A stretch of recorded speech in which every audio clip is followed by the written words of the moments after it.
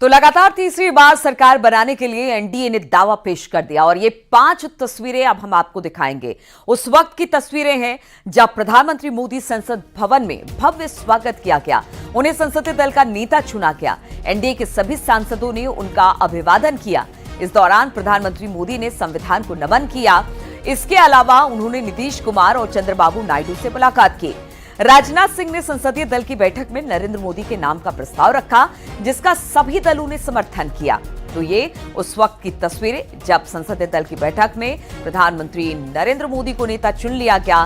संसद भवन में भव्य स्वागत किया, सांसदों ने अभिवादन किया, संविधान को नमन सबसे पहले घुसते प्रधानमंत्री ने किया और नीतीश नायडू से वो मुलाकात करे और वो तस्वीरें भी सामने आई जब हंसते दिखाई दिए प्रधानमंत्री मोदी इन दोनों गठबंधन के नेताओं के साथ।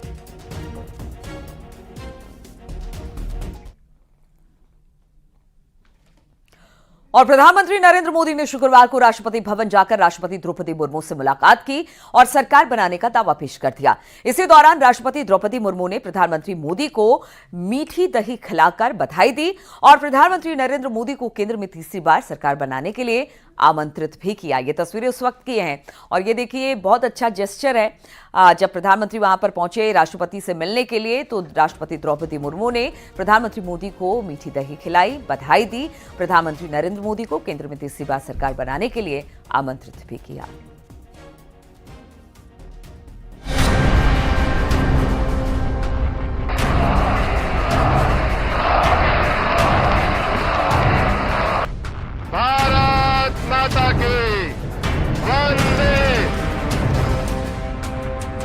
भारत माता की। उम्मीदों का सूरज फिर से क्षितिज पर छाया है।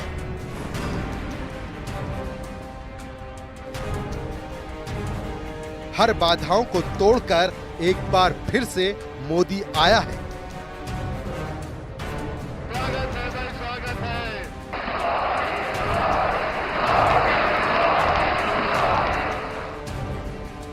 लोकसभा चुनाव 2024 में बीजेपी पूर्ण बहुमत से भले ही चूक गई हो, लेकिन एनडीए ने कुल 292 सीटें हासिल करके बहुमत का आंकड़ा पहले ही हासिल कर लिया है।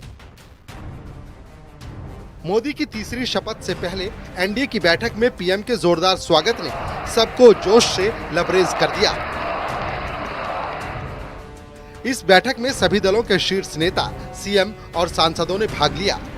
बैठक के बाद पीएम के नाम पर फाइनल मुहर लग गई है और 9 जून को नरेंद्र मोदी प्रधानमंत्री पद की शपथ लेंगे।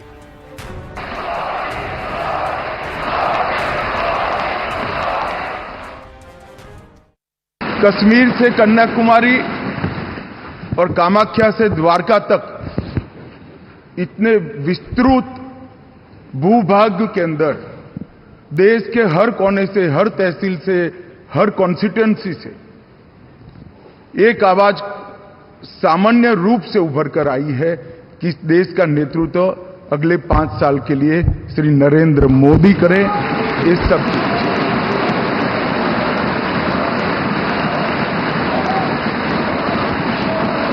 और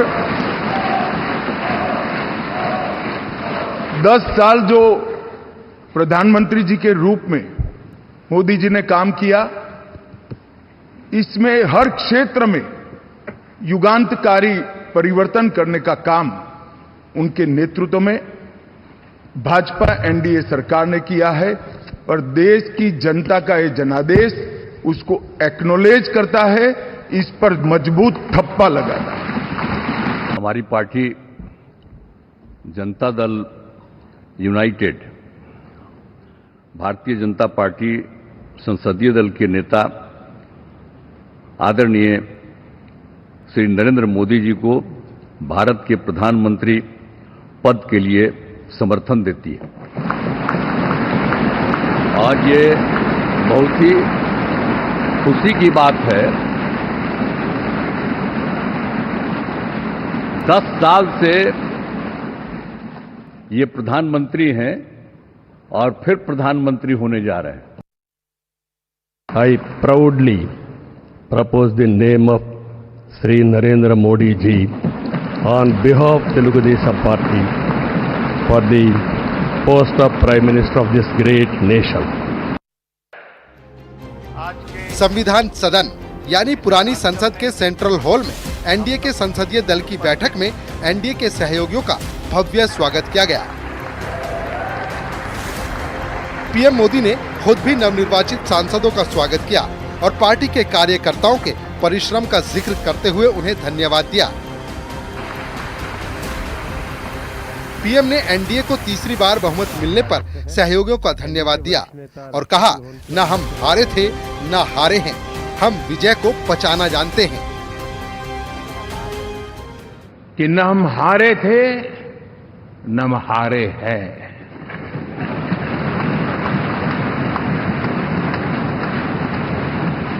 लेकिन 4 तारीख के बाद हमारा जो व्यवहार रहा है वो हमारी वो पहचान बताता है कि हम विजय को पचाना जानते हैं।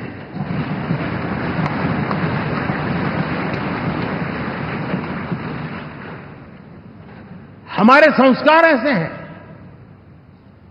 कि विजय की गोद में उन्माद पैदा नहीं होता है और न ही पराजित लोगों के प्रति उपहास करने के हमारे संस्कार है। हम विजय को भी पचाते हैं और पराजित का भी उपहास करने की विकृति हम नहीं पालते, ये हमारे संस्कार है। इससे आगे बोलते हुए पीएम ने कहा कि पहले भी एनडीए था, कल भी एनडीए था और आज भी एनडीए है। 10 साल बाद भी कांग्रेस 100 सीटों का आंकड़ा नहीं छू पाई। पीएम ने ईवीएम पर उठाए गए सवालों को लेकर विपक्ष पर जमकर हमला बोला। इस दौरान उन्होंने 4 जून को परिणाम वाले दिन का एक वाकया साझा करते हुए कहा कि ईवीएम जिंदा है या मर गया। उन्होंने कहा कि शाम होते होते ईवीएम पर सवाल उठाने वाले विपक्षियों के मुंह पर ताला लग गया।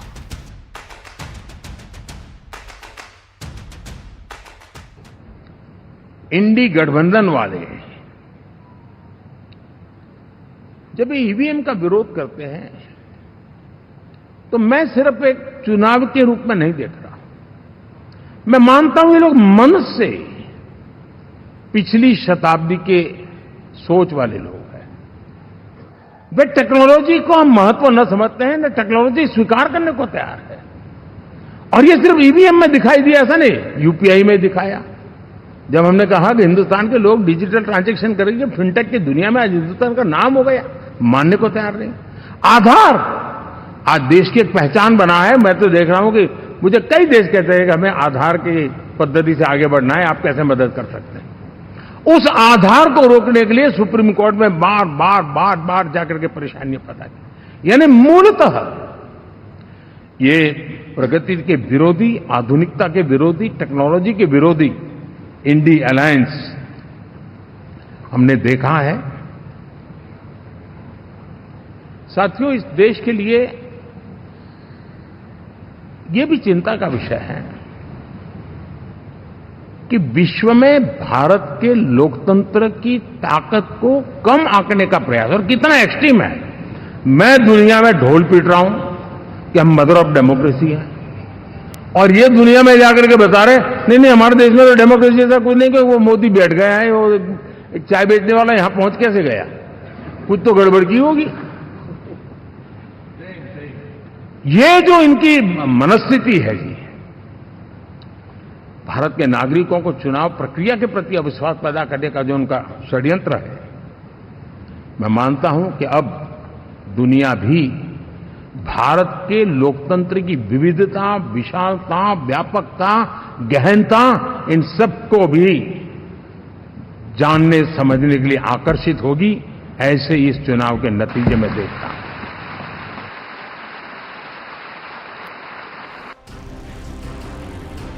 पीएम मोदी ने अपने भाषण में एक बड़ी बात बोली कि किसी पार्टी का सांसद हो, मेरे लिए सभी समान हैं।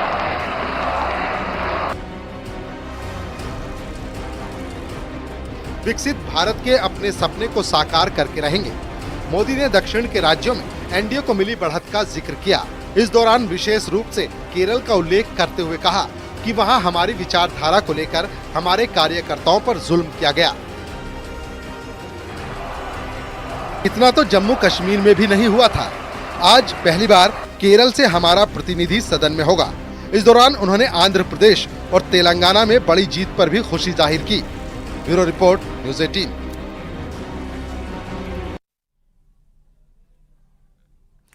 और एनडीए के महाविजय के बाद संसदीय दल की बैठक में कई ऐसी तस्वीरें देखने को मिली जिसने सबको अपनी ओर खींच लिया। संबोधन के बाद नरेंद्र मोदी ने देश के कोने कोने से आए एनडीए के सभी दल के नेताओं से मुलाकात की और सबका अभिवादन किया। इस दौरान मोदी और योगी की मुलाकात पर भी सबकी नजर रही।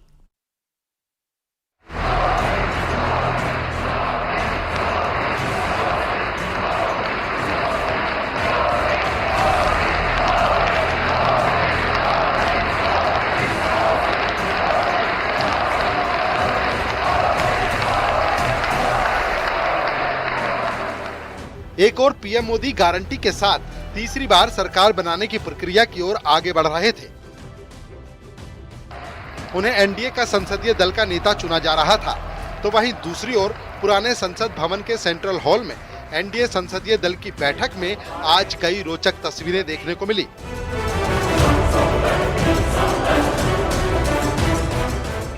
पूरा सेंट्रल हॉल खुशियों से झूम रहा था। संसदीय दल की बैठक में पहुंचते ही पीएम मोदी ने सबसे पहले संविधान को नमन किया। इधर संसदीय दल की बैठक में बीजेपी और सहयोगी दलों के तमाम प्रमुख नेता मौजूद रहे। यूपी के सीएम योगी आदित्यनाथ, बिहार के मुख्यमंत्री नीतीश कुमार और टीडीपी अध्यक्ष चंद्रबाबू नायडू भी नजर आए। अपने संबोधन के बाद नरेंद्र मोदी ने देश के कोने कोने से आए सभी दलों के नेताओं से मुलाकात की, सबका अभिवादन किया। इस दौरान मोदी और योगी की मुलाकात पर सबकी नजर रही। जैसे ही फूलों का गुलदस्ता लेकर सीएम योगी पहुंचे, पीएम मोदी ने अभिवादन स्वीकार करते हुए 2 बार योगी के कंधे पर जोर से थपकी दी। इसके बाद योगी ने दोनों हाथ जोड़कर नमस्ते किया। वहीं सहयोगी दलों से मुलाकात से पहले ही पीएम मोदी ने साफ कर दिया था कि ये चुनाव जोड़ने के लिए है, तोड़ने के लिए नहीं। ये एनडीए की महाविजय है। आप भारत के लोकतंत्र को, पहले उसकी व्यवस्था को अनादर करते हो। अब परिणाम आने से पहले एक ऐसा माहौल बना दो कि बस आग लगा देंगे। हर प्रकार से उन शब्दों का अर्थ यही निकलता है कि उन्होंने देश को उस दिशा में ले जाने का प्रयास किया था। लगातार देश को गुमराह करने का प्रयास किया गया, देश के लोगों को बांटने का प्रयास किया। अरे चुनाव एक ऐसा लोकोत्सव होता है कि ज्यादा से ज्यादा लोगों को हम जोड़े, तोड़ने के लिए नहीं होता है। लेकिन हर प्रकार से कोशिश यही की गई है। साथियों, मैं मानता हूं कि 2024 के लोकसभा के चुनाव के जो नतीजे हैं, हर पैरामीटर से देखेंगे, दुनिया ये मानती है और मानेगी कि ये एनडीए का महाविजय है। इसके इतर भी कई और तस्वीरों ने अपना ध्यान खींचा। एनडीए संसदीय दल की बैठक के अपने भाषण के बाद जब बिहार के सीएम नीतीश कुमार वापस मंच की तरफ आए, तो उन्होंने पीएम मोदी के पैर छूने की कोशिश की। जैसे ही नीतीश कुमार पैर छूने को आगे बढ़े, तो पीएम मोदी ने उनके दोनों हाथ पकड़ लिए, गर्मजोशी से हाथ मिलाया।